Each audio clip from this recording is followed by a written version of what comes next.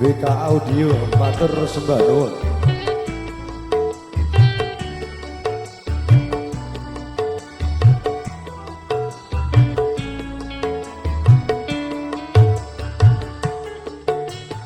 Mas apa wis lali sliramu ndek semono itu karo aku pancen wis suwe ra tau ketemu wis sak mestine lali aku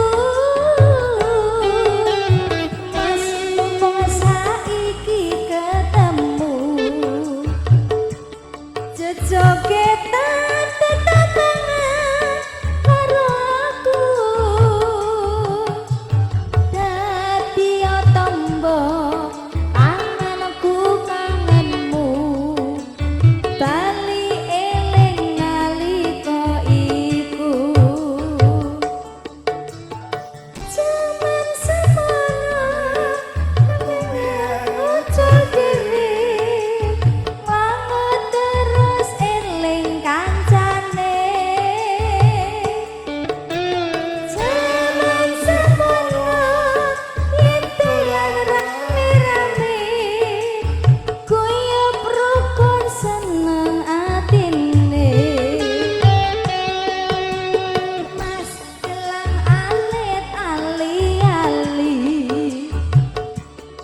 sak ndolit kang ketembek kangen iki prasasat nginti durung buta bali rasa kangen wis bisa mari AS Music Juga BK Audio Moh Besok goyang Bu boleh ngersake lagu ya Bu ya ya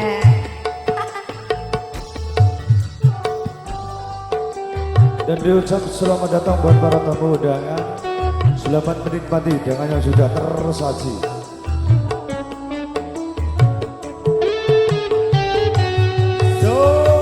Mas apa wis lali sliramu ndek semono yen dolan karo aku pancen wis suwe ra tau ketemu wis sak mestine lali aku mas mumpung saiki ketemu jejogetan tetangan karo aku dadi tombo kangenku kangenmu bali eling nalika iku sampe rasane yen biyen ucap dhewe wangun terus eling kancane jaman semono yen dolan rame-rame guyub rukun seneng atine mas gelang alit ali-ali sak ndolit kang ketembek kangen iki prasasat nginti durung buta tangi rasa kangen wis bisa mari Bersama AS Music.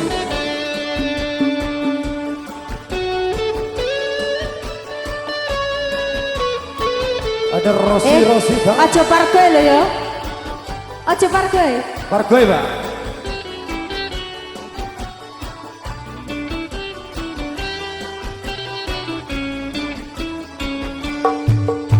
Sika.